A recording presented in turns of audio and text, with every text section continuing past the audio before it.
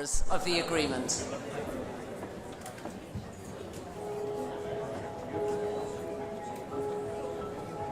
Through it all, these leaders kept their sense of purpose.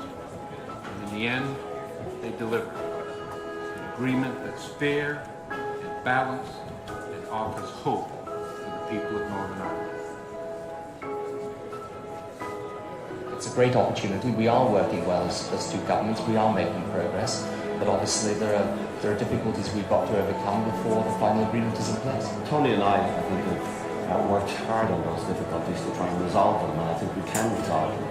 There's still some outstanding issues, but in these last days we've had an opportunity to work ourselves through in great detail. The vision and commitment of the participants in the talks has made real the prayers for peace on both sides of the Atlantic and both sides of the peace line.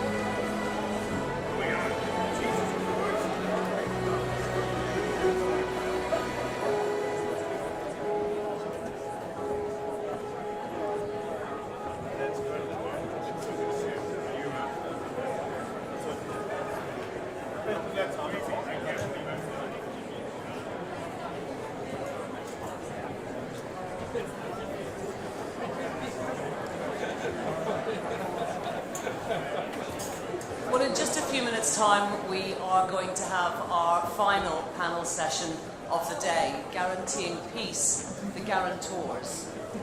But before that, I think it's probably just worth reflecting on the fact that when a multi-party negotiation began to try and secure a peaceful end to the Troubles, the Belfast Telegraph gave it less than a 5% chance of success.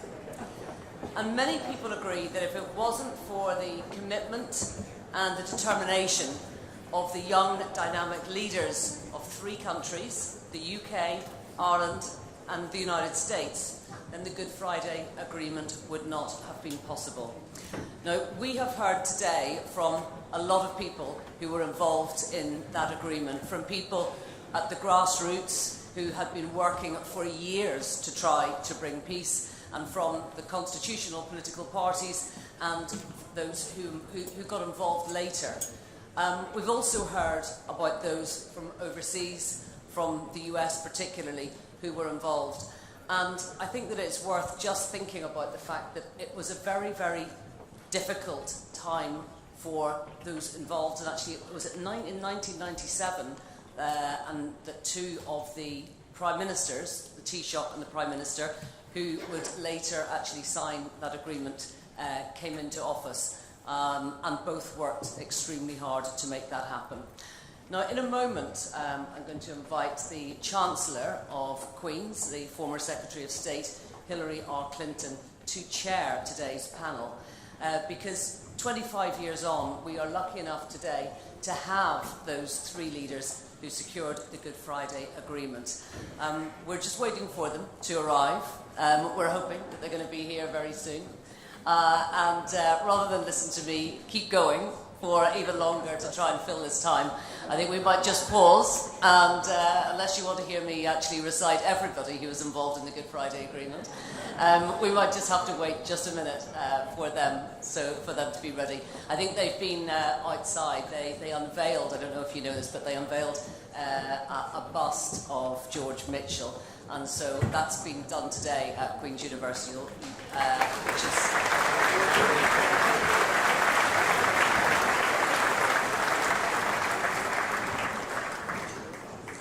which I think, bearing in mind what an absolutely amazing ovation he got today, again and again, I think I know that that's something that everybody in the room feels very grateful to him, and I think that will be something that will be a fitting legacy and tribute to him. But now I am delighted to say, no one more delighted than me, in fact, to say that 25 years on, those three leaders who secured the Good Friday Agreement, Sir Tony Blair, President Bill Clinton, and Professor Bertie Ahern, are joining us now. Please welcome them.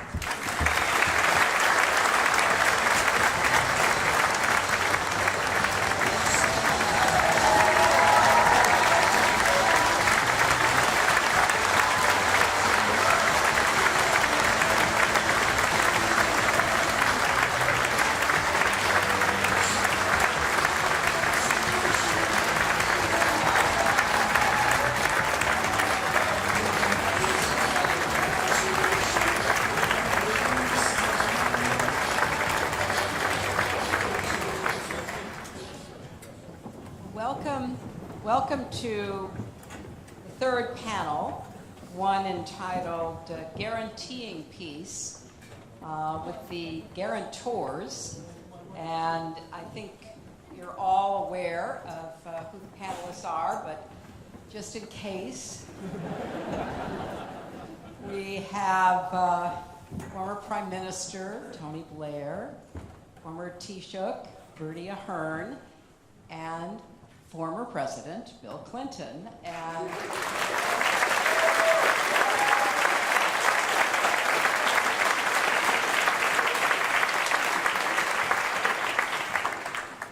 And I thought what I might do is to ask each of them a series of questions, but then also, since this is a day devoted to reflecting, ask each of them also to reflect on their experiences. These are all very seasoned political leaders who've had the opportunity to lead their nations. They've confronted all kinds of domestic and international challenges. And so thinking about, from their perspectives, especially for the students who are interested in politics and government, what they now believe and feel reflecting back. But first we're going to start with, some of the background that led each of them to play the roles that they did in the Good Friday Agreement. And let me start, if I could, Tony, with you.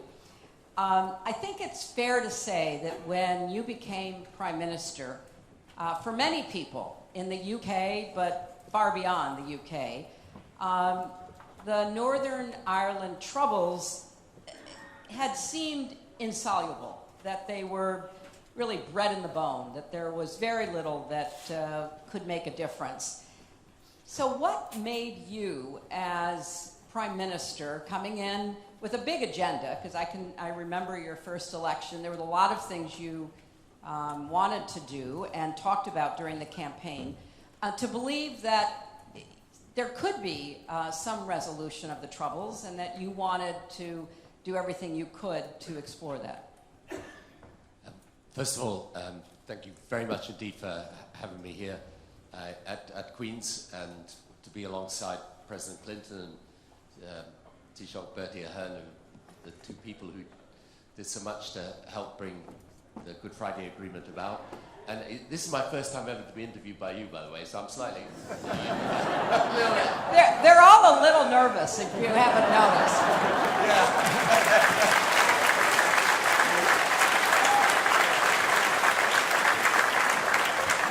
Especially the panelists in the middle. It's the follow-up, so it'll get him in trouble. Well, that's the voice of experience, so I should listen to it. So, I think when we came to power, obviously, and it's important to say this, John Major had tried hard. He'd started a process. John Hewman had been a constant arguer that it was possible. And, John, I remember, when I was in the House of Commons as the leader of the opposition, and in Parliament, when you're going through the voting lobbies, John Hume would wait strategically for me as I was going through the lobbies, and he would back me into a corner. And John was someone who was very persuasive, but you know, there weren't short conversations, right? So, but the thing that he drove home to me the whole time was that it was possible. He said, I know people tell you it's impossible, it's possible. And then I was explaining to people earlier my own family background. Obviously, my mother was from Donegal in Ireland, but even though living in the Republic, they'd been a Protestant family, and I'd grown up with the Troubles being very much part of my youth and my own personal history.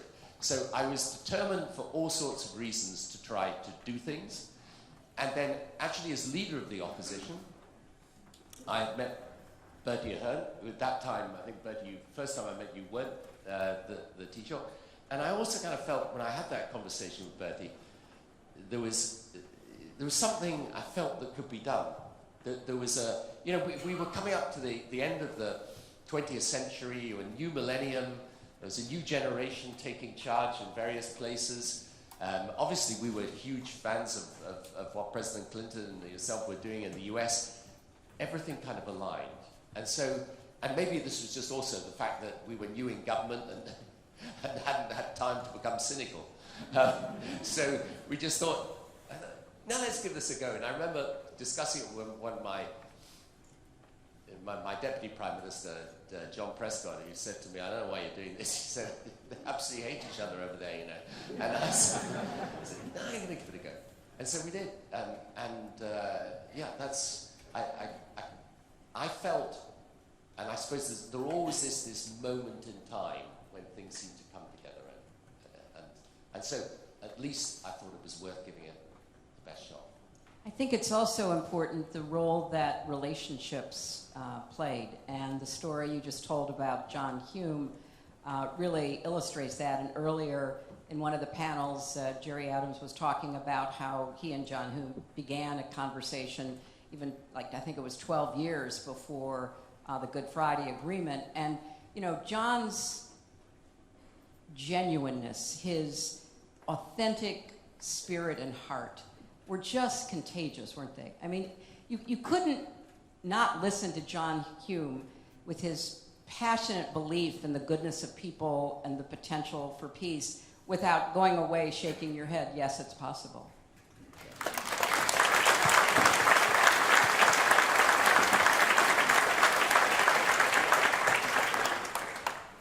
But I also think you referenced the relationship with Bertie Ahern, too. And you know, as someone who had the benefit of observing all three of you, you really each had a unique political and personal capacity to connect with others. And Bertie particularly had a real skill with that.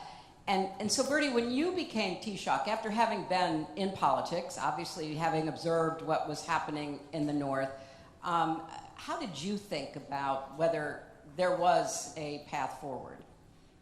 Well, I suppose the Troubles had gone on so long, and all of us, Albert Reynolds before me, John Major, you know, it was just an issue you felt you have to try. And of course, you're meeting all the party leaders, and you know, I was meeting John, meeting Jerry, and meeting all of the political leaders. And I was lucky enough to meet you, President, when you came over in '95. I was leader of the opposition, so I was to get 10 minutes with you up in the ambassador's residence in Phoenix Park, and you gave me an hour. You obviously had nothing to do that day, but anyway. And then I had got to know Tony well, and we had met in Dublin. We'd met in the Gresham Hotel. Was the first time I met Tony, and we met in both parliaments. So I felt, you know, listen, this was worth it. And Tony had made it very clear he was going to give this a real crack. His first speech, even though he, you know, was huge celebrations coming in as the Labour Prime Minister, you know, huge crowds, and the first thing he did was come to Northern Ireland. So I mean, he couldn't show more serious intent than that. He went to the Balmoral Agricultural Show, and my job. He has a big farm in Chequers as well. But we got working on it, and I think, you know, we went back and met you, Jerry. The thing was to get the ceasefire back on track and to get moving. So I think from then on, you know, from that summer of '97, all the way up to Good Friday, like it seemed like every day, but it was certainly every week. I hold a record which will never be beaten of the Irish Prime Minister Irish T-shirt that was in number 10 more than anywhere else. I can tell you that. I was there every week and the food was always good, unlike Castle Buildings. So I think that's how it got going. So the relationship was good, and of course, President, whenever ever we needed you, sometimes it said you stayed up all night in the last few days, but the reality was you were there all the time for us, and I think that's how the relationship developed. So, Bill, you also have an interesting pathway to the decision to become so actively involved and working with Tony and Bertie, and eventually asking George Mitchell to serve as your envoy and be deeply involved. Can you give us a sort of, you know, timeline, if you will, of how you ended up working with Tony and Bertie and being so committed to trying to resolve the troubles? Well, first of all, I think whenever you hear politicians like us talk, you shouldn't discount what we say, but you should try to make sure you got the context right. That is, almost everything you do, particularly if you win an election and you have executive responsibilities, is a combination of something you care about, something people you care about ask you to do, and then you have to figure out how you're going to do it and survive. And all this stuff seems so straightforward today and easy, and it wasn't. I mean, I got interested in this when I came to Oxford in 1968, and the trouble started in '69, and Bernadette Devlin was an attractive young woman who got elected to Parliament, and all the kids liked her. We didn't know jack about the business, a lot of us. But it got people thinking about Ireland in a different way. And then all the troubles happened, and they were happening when I was there. And then over the years when I would go back to the UK or to Ireland, I would keep up. And then when I was running for president, I knew that I had to be up to date on the Irish issue when I went to New York to the primary, when I went to Massachusetts. And, this big group in New York asked me to come to a meeting, and my opponents were there, the ones that were left by the time we got to New York. And so it looked like I was going to win the nomination if I didn't screw it up, frankly, then. But there was this big attempt to derail me. And there were people who think, oh, well, you don't want to take any chances. But I had some people working with me, and people I'd gotten to know who were part of the Irish community in New York, who actually thought I should agree to appoint a special envoy, which then was heresy. That's before there were any peace talks for George Mitchell to mediate. And I got there late one night. Everybody else who was trying to beat me had already put in their best shot. And they asked, and I made up my mind. I said, all right, I'm not going to bring this up, but if they ask, I'm going to tell them the truth. Yes, I will appoint a special envoy. And they told me, they said, you have no idea how hard this is going to be for you to keep this commitment. People will think you're insane. The State Department had operated for decades under the theory that our relationship with the UK was so important we couldn't mess it up. Even President Kennedy, in his heralded visit to Ireland, did not go to the north and did not talk about it. And, you know, it was one of those things that wasn't done. Well, I thought it was crazy to deny such a large problem's existence and to take a pass when we had the biggest Irish diaspora. We had people who were part of a big Irish population that were pro-unionist, as well as the people that filled the bars and other places in Boston and New York who were Republicans. And so they asked me, would you do this? And I said yes. And it sounds good, and then you have to do it, so I got on it. And then everybody was telling me why I shouldn't do it. And Nancy Soderbergh, who was on the previous panel here, she was on my national security staff.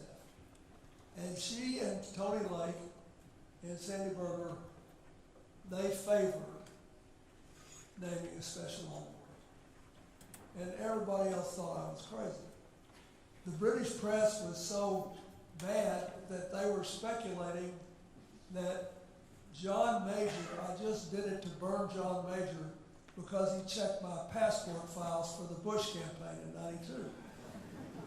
I mean, really, like I would change all American policy. Just today, there are people spiteful enough to do that, but I was too dumb to think like that. And everybody's going nuts. They said, "Oh my God, Clinton is so pissed off at Major for checking his passport files to see if he tried to give up his citizenship to join the Soviet Union." I mean, go figure. That's the only reason he's doing this. I mean, it was like that's how inconceivable it was to the whole British party politic. And I told John Major, and I respected it. Tony mentioned I respected it Major tried because he was on a very thin parliamentary majority, and he needed the unionist members of parliament, and he risked it anyway. And even though, as you point out, it didn't really go anywhere, he tried, and I think we should all give him credit for trying.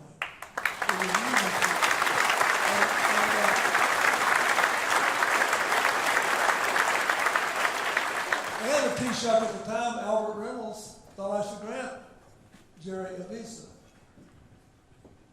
And so we all worked it out. There were 7 Irish groups and mostly based in New York City that wanted him to come. And one of them sponsored a conference. They put together a whole speech deal, and he asked for a visa, and we agreed so I could make the United States look like an impartial body, that I would grant the visa for 2 days, but there would be no fundraising. And everybody knew that a lot of money was going into Ireland from the Northeast United States especially, but not on this trip. We were going to send a signal that we wanted to be involved, but we wanted it to be positive, and we wanted to be fair to everybody. And we have 2 people who are members of Congress here now, at least then Richie Neal, the chairman of the House Ways and Needs Committee, and Marty Meehan, who years ago became president of the University of Massachusetts, but he was there then. And Peter King called me to wish me well, but before I left, he became my best Republican supporter because he was from Limerick. And his mother said, "If you try to run that president out of office, I'll never speak to you again." So eventually there were certain benefits, but at the time it was crazy. They thought. I thought it made all the sense in the world because what we were doing was not working. And it seemed to me, just from the talk, that the public was maybe way ahead of the politicians in their desire to have some sort of resolution to this. So I gave Jerry the visa, and he kept his word, as he always did in dealing with me, and the rest is history. And it brought me closer to Tony, and he was interested. It meant a lot to me because I loved it when he won on his whole campaign platform, was basically consistent with what I believed. And he and Cherie and Hillary and I had an interesting dinner together not long after he became PM. And then I met Bertie, and I thought, Bertie had the kind of BS that I always wished I had.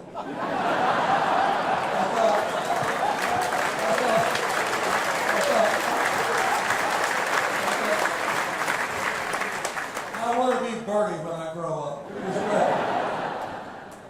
So we all got along, and that's a big deal if you trust somebody. Because if you make enough decisions under this kind of pressure, with all these changing circumstances, some of your decisions will be wrong, or will be questioned, or will not be good for one of your partners on any given day. It just happens. Nobody's perfect. You can't foresee all this. And the fact that we trusted each other, and we trusted eventually, I think we earned the trust of the parties in Northern Ireland that we were dealing with pretty much across the board, because they thought we would be straight with them. And that's how it happened. And it turned out to be, there were days when I felt like I was a ward politician in Chicago, Hillary's hometown. And there were days I felt like I was taking Seamus Heaney's advice to just take a flying leap and walk on air against your better judgment. So, but that's how it started. We all just decided that the time was right to do the right thing. There are lots of people here who were involved in this, from all over, including General Chancellor, who had to oversee the decommissioning of arms, which was highly controversial at the time. People thought we were crazy to think it could ever be done. You remember the first time it brought up? So we were all out here just, we'd like to tell you that we had it all thought through, but the truth is we made up a lot of it as we went along. We had to wing it. And then when Mitchell came in, he organized our efforts. Well, again, I think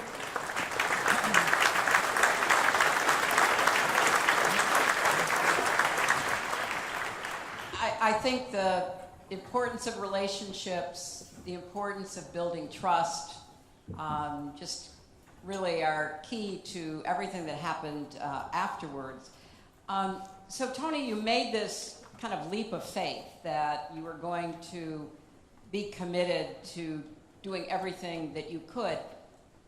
As you began that effort, what did you have in mind? Where did you think your commitment was going to lead in Northern Ireland?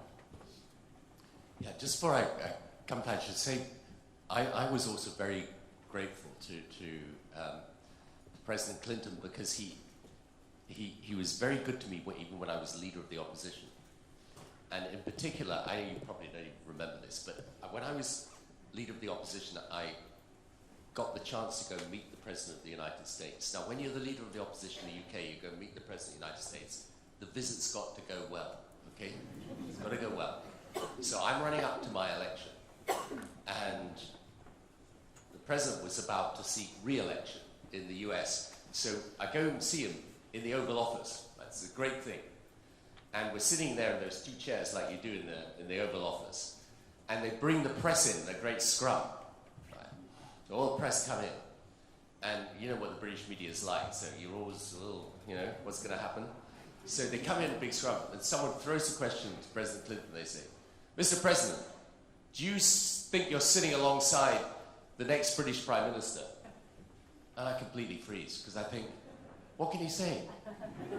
Because he can't say yes, because that would be undiplomatic and diss John Major. On the other hand, if he says no, the visit's not gone so well, right? So he says, I just hope he's sitting alongside the next President of the United States.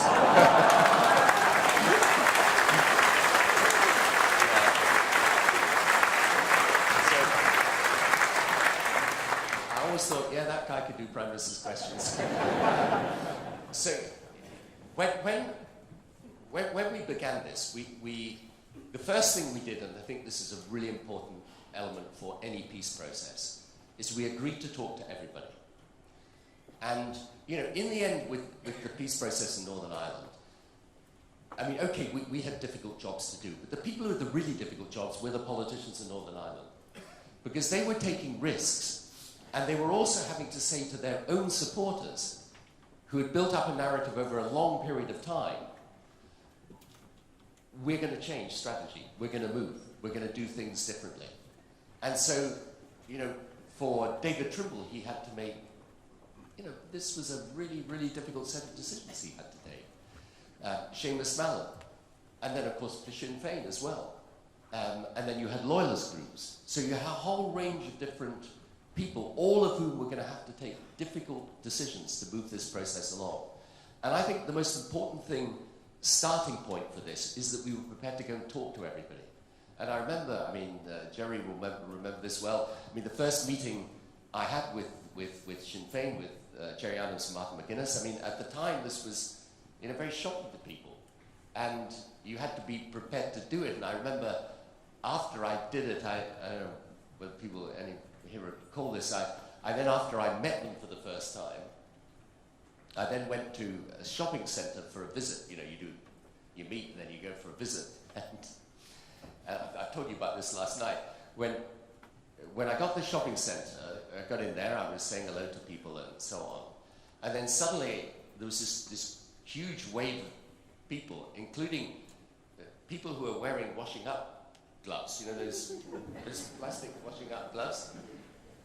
And, you know, the last time I'd ever seen anyone wear this was my mum. And I was kind of, they're all coming together. I was thinking, what's going on here? What sort of protest is it? But this was all to do with the fact that I shouldn't have been shaking hands with Jerry Adams. Because this was a big thing, you see, that people were saying there was a huge debate. Yes, you can meet him, but you can't shake hands with him. I said, we're going to meet him, we're going to shake hands.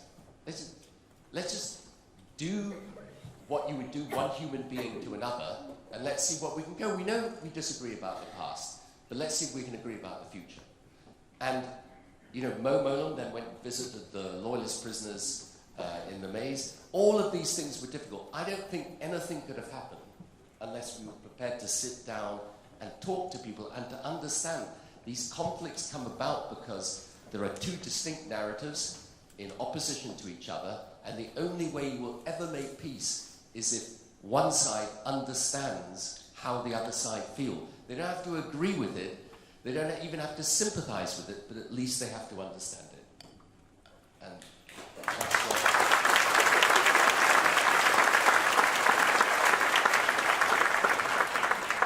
I think that's a lesson that we should all not only hear but repeat to ourselves and others, because clearly you don't make peace with your friends, you don't make peace with people that you already agree with. You have to keep searching for that common ground.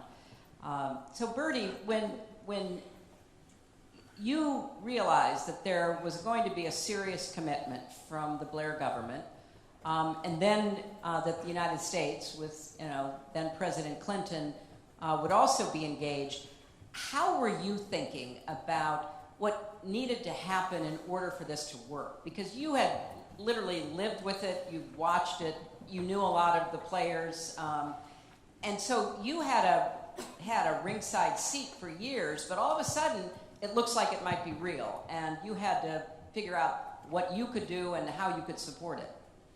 Yeah, we got a few lucky breaks, I must say.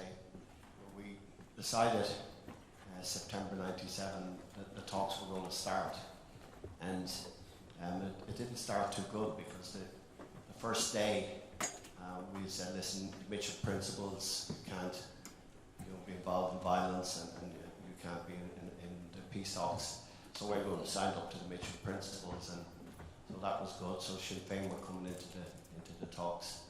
You'll never guess what happened, and the DUP walked out. And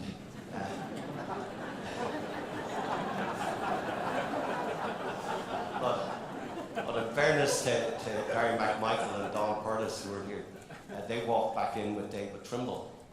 So in fairness to David Trimble, that was a brave move, and I think he deserves David Trimble.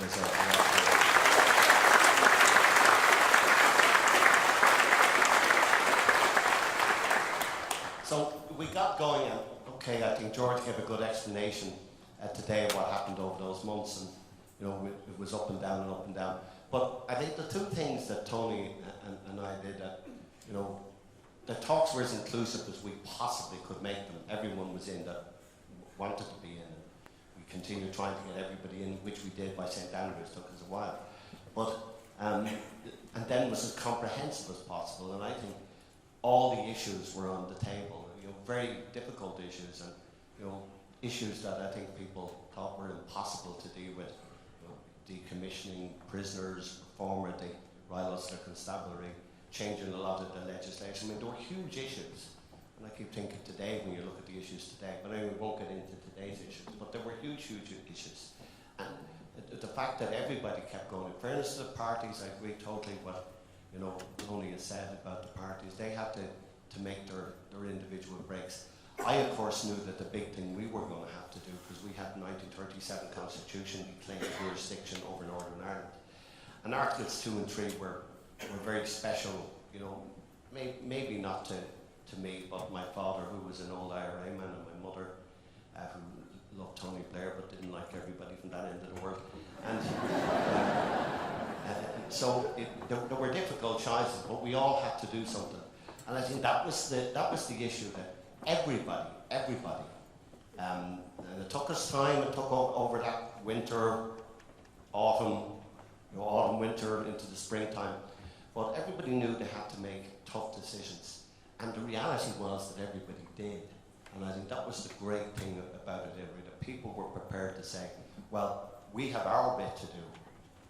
The governments are doing their bit. The President of the United States is doing his bit." And if we all do it together, comprehensive, inclusive process, then it's for the betterment of Northern Ireland. And amazingly, that's how it played out. This morning, Senator Mitchell said there would not have been a peace process without John Hume, and there would not have been a peace agreement without David Trimble. And I think that it's really important, especially because they're no longer with us, to remember the roles that each of them played. But every person at the table, everybody involved in the process, I think it's fair to say, was a unique personality and leader, and trying to work through all of their concerns, their personal experiences, their grievances, their hopes, all of that was so difficult, as you said, Bertie, because it was so inclusive, but by being inclusive, you had to bring everybody literally to the table and then to an agreement. And, Bill, part of what I know you did was to work to develop personal relationships with a lot of the leaders, so that you could call them, they would be invited to Washington for the St. Patrick's Day celebration at the White House, other kinds of events. Could you talk a little bit about how you and George Mitchell discussed managing such a big process, such an inclusive process, and how you build trust with people who start off from such different perspectives? Well, first, when we started talking about this, and especially after I gave the visa to Jared, then everybody settled down, and whether they were for it or against it, they said, well, maybe America's serious and we need to be consulting with them. So I tried to meet with as many as I could, and then we used St. Patrick's Day as an excuse, if you will, the annual White House ceremony, to invite people there and then to either get them to talk to each other or get them to talk to me individually until we could get everybody together. But we tried to find venues in which people would feel comfortable, not embarrassed, and could get cover if they needed it. And I think that's important because, yes, it's important that people talk to each other, but they have to be able to say what they think and outline what the problems are. And one of the things I must say that I had almost no experience with before I got up to my ears in this was multi-party democracies. You know, because we have two main parties in America, and usually if a third party gets going, its main consequence is to screw things up for one of the two main parties. Because they can't ever win enough votes in our system to win the White House or win, you know, very few Senate seats or congressional seats or governorships. So I was literally fascinated for you. The whole time I was there for 8 years, I was fascinated by why people were in what party and what it meant to them. And I found that every single one of them that I talked to had a good reason that went well beyond any kind of personal ambition. That I belong to this party because of A, I belong to that party because of B. And I found it incredibly enlightening, and I found that if we were making headway with some of the parties that may not have had such big numbers, it still affected the chemistry because we had a reputation for listening and trying to respond to problems. But we did a lot because of St. Patrick's Day, and then we did a lot when I went places. And I was talking to Tony and Bertie all the time. And then once in a while, even in the beginning, Mitchell would give me marching orders, and I would salute and do what he asked. You know, I want to go to that last week, the push, because earlier it was mentioned that both you, Tony, and you, Bertie, actually came to Belfast. Can each of you describe what that last week was like? Because in retrospect, it seems like such a high-wire act, and the fact that it all came together at the end is nothing short of a miracle. But you were so, both of you, so intensely involved. And take the audience sort of behind the scenes of what that those last days were like.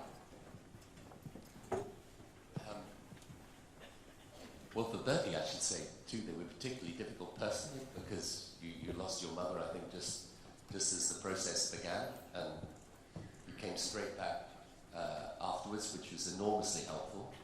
I just want to say this about Bertie as well. He had that, it's a great political ability if you have this. I mean, he took lots of abuse during the course of this process. I mean, people would come and be really rude to him. I get offended on his behalf, but he was never really offended. He just shrug his shoulders and say, they can say whatever they like, we just got to get the deal done. And it's a really interesting, anyway, I've always wanted to say publicly, properly, thank you, because it would never have happened without that.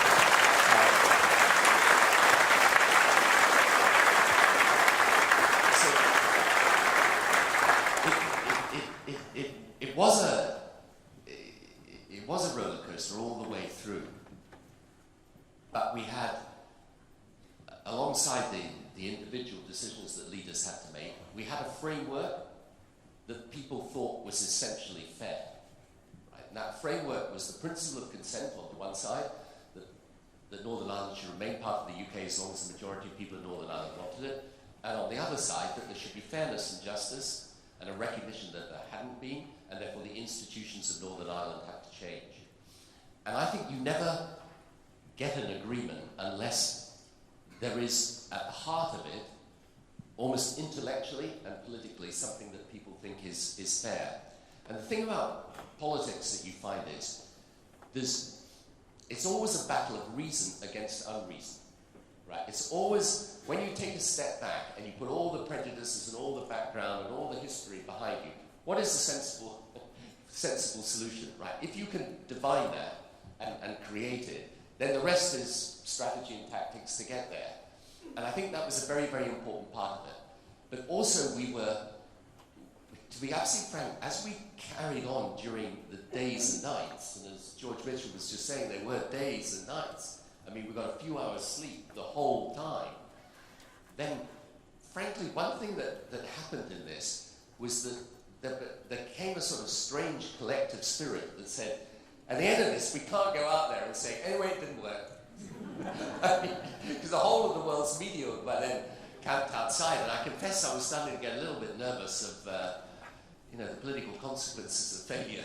But this was a good thing, because it was a spur to carry on working at it. And, as the other thing is that it was up and, to switch analogies, it was a seesaw the whole time, right? So suddenly one side would be completely against it, and then you had to try and bring the thing back into equilibrium again, then the other side would be completely against it. And then, I was describing to people earlier how if you were in a room with a group of people and the next meeting was waiting to come in from the other side, I realized after a time you couldn't have them walk out, because if they walked out looking happy, the other people came in sad. So it was a total disaster for the negotiation.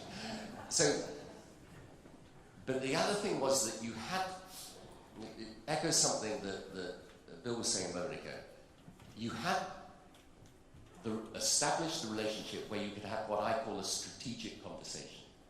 Right? So when I was dealing with David or with Jerry and Bertie and I would be sitting there doing a lot of the meetings together, right? So there was no, the British and Irish government sitting there together was itself an important thing. We were able to have a strategic conversation. By that I mean, they tell you honestly what their problem is, and you try honestly to solve it. Right? And it's a really important thing, because if you can't have that properly frank exchange of where you really are in the whole thing, you can't solve the problem, right? Because people just either stick in their positions or they don't trust you enough to say, look, I know you want me to do this, but I can't. However, I might be able to do that. So you're always looking for that way through. And anyway, for 3 days it was like, this Castle Buildings is, is it still standing there? They should. It should be a sort of monument to the wrong type of architecture. So we were in this terrible building. The facilities were terrible. Everything was absolutely terrible. And then, and every so often, Mo, who always had a sense of humour about these things, every so often when things were really, really grim, she'd say to me, "You're really depressed, aren't you?" And I'd say, "Yeah, I'm really depressed." Time for the Women's Coalition.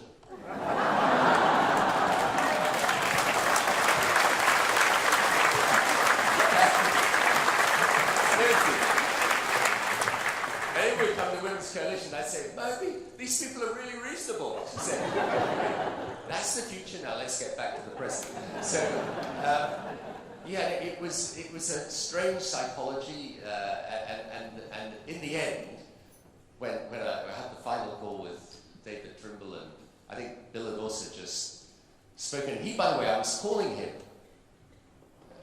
I used to call him, I ignored the time zone, so sometimes I was calling him, must have been 3 or 4 in the morning, and, they put me through and say, hi, how are you going? And I used to put down the phone and say to Jonathan, is this guy asleep? It's like 3 in the morning in the US, but anyway, so we had the final call with David Trimble, then we just went for it, but I think it was a combination of many things. But in the end, I come back to the same thing. You can have whatever technical agreement you like, but if the spirit is not sitting alongside it, it will never work.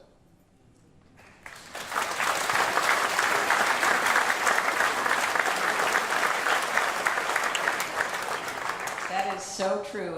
And Bertie, what are your recollections of that intense period? Well, can I thank Tony for remembering my mum, because that was difficult. But, I think we'd set out that last week, and it was going to be intense. It was going to be, just a huge range of meetings and trying to get people to move a bit and move here and there. And, of course, like everything, you planned the week out. You said, well, some ends of this will be easy. and some ends would be difficult, and then by the time you got to Monday, you realised you were wrong. Everything was difficult, and then you go up and down. I got the call. I also remember my own civil servants rang me when I was coming out of the church when my mother's removal, and they said, "Listen, we have to talk to you. George Mitchell is losing his hair," and I don't think he had much of it at the time either, but he was definitely fed up with everybody. And he said, "Listen, Strand 2 has driven the unionists mad, and John Taylor has just said that he wouldn't touch it with a 40-foot barge pole." And he said, you're going to have to get up here. So I said, well, how am I going to get up here? So anyway, we worked it out, and I went for this walk. And George Mitchell, I forgot it. I went for a walk down Griffith Avenue, which is one of the longest streets in Europe. And at the start of it, George said, "Where are you?" And I said, "In Griffith Avenue." And about an hour and a half later, he said, "Where are you at?" I said, "Still in Griffith Avenue." But at least I went back up early in the morning. I met Tony, and we met in Hillsborough where he got food.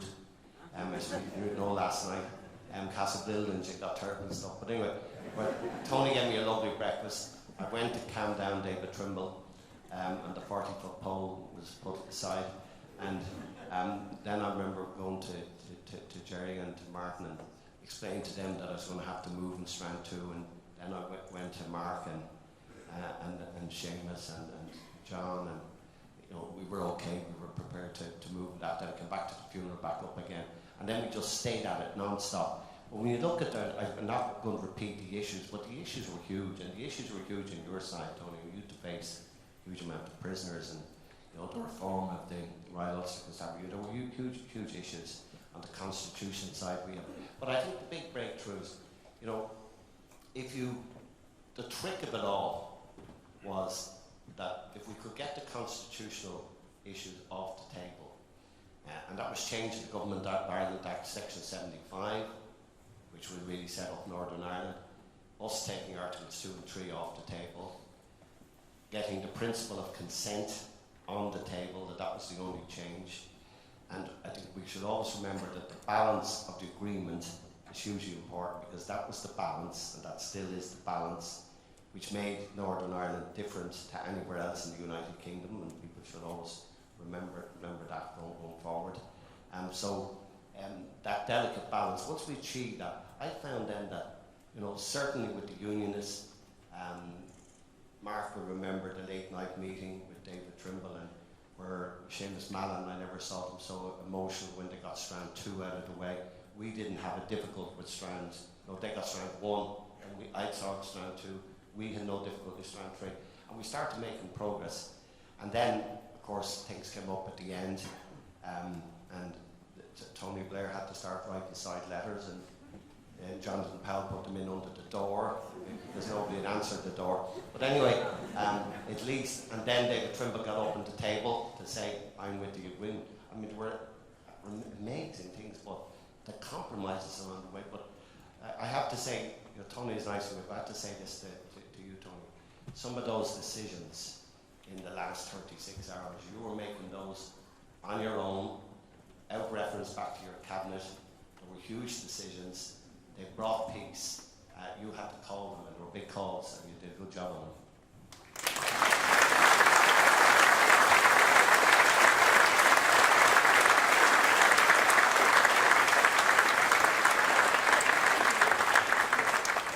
So we're getting toward the end. I personally could go on for a long time, but I think we should stay within the time limits given to us. And so, Bill, I want to start with your recollections of the end.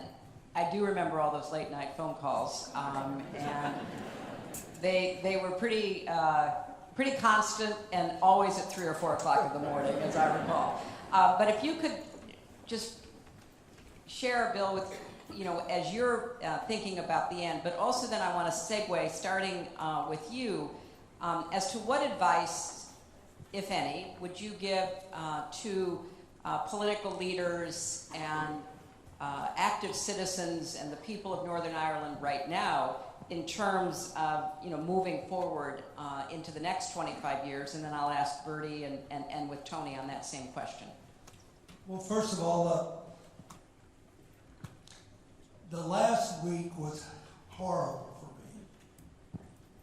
me because I was so full of anticipation, and I had a day job. And I was so jealous of Tony and Bertie.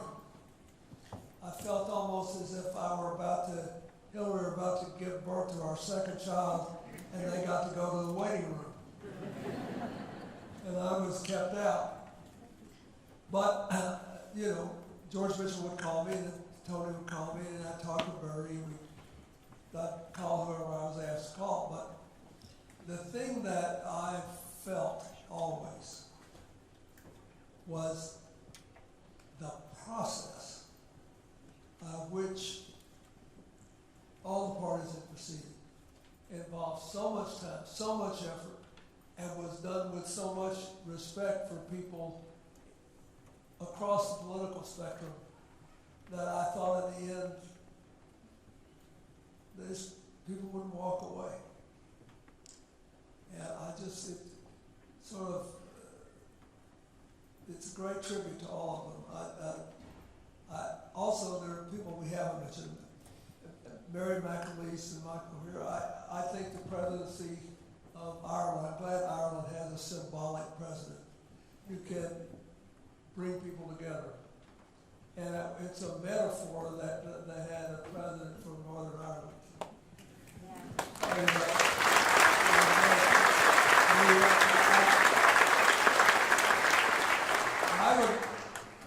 I don't know, I don't want to get in the way of the program, Hillary, but I think you ought to ask all the people who are here who had any part of that peace business then to stand up, because a lot of them survived and they're here. Is that okay? Would you all stand up? Mark, stand up.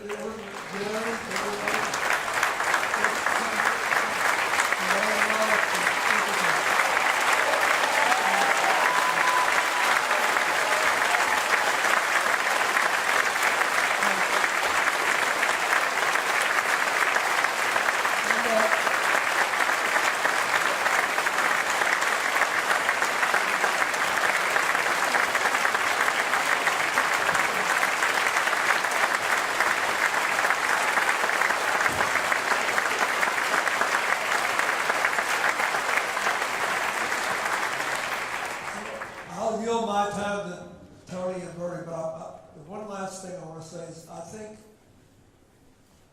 the women's groups, the other peace groups, the people who weren't always in the rooms, all those kids that became public figures by the speeches they gave, pleading for people to give them a safe future.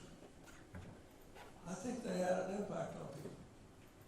I think every one of us wound up being a little better than we would have been otherwise because we had to look into the eyes of people. And I wish that every troubled area of the world there was some way to bring that human dimension in the way it was in the Northern Irish peace process, because it does affect you. There are a lot of these people making decisions, their parents, or their children, their brothers, their sisters. I think it would be a mistake for us to underestimate the power of their influence.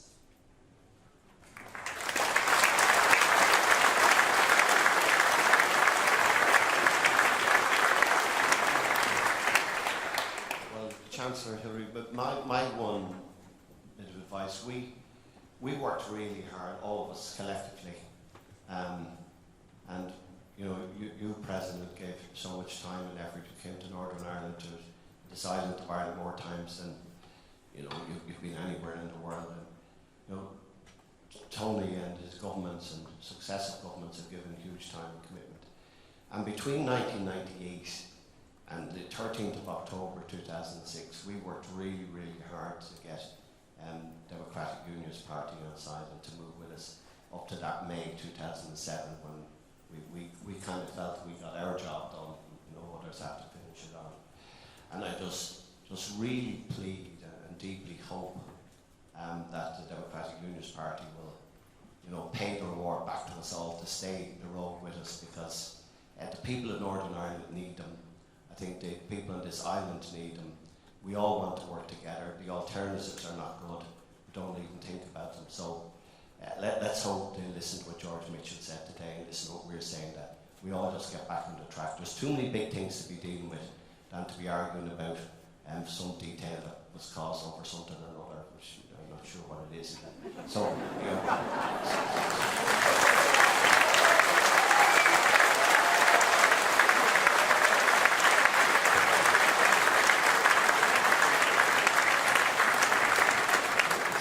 So just let's move forward and try and make this work.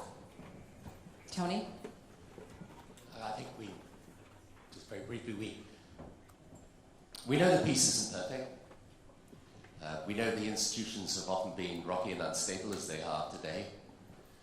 And we know there's still a lot of distrust and mistrust between the communities. But we also know that Northern Ireland is a much better place than it was before the Good Friday Agreement. And the only thing I would say to today's leaders is, I think when you stand back and you reflect, you know in your heart of hearts what the right thing to do is. And you should just get on and do it.